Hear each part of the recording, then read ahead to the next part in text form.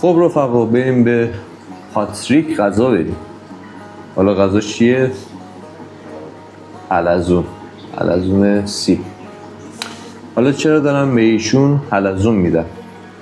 پافرفیش‌ها حتما باید تو جیره غذاییشون از صدف یا حلزون استفاده کنن، چون دندونای پافرفیش‌ها خیلی رشد سریعی دارن و سفتی این لاک‌ها باعث میشه که رشدشون کنترل بشه و دندوناشون ثابته بشه.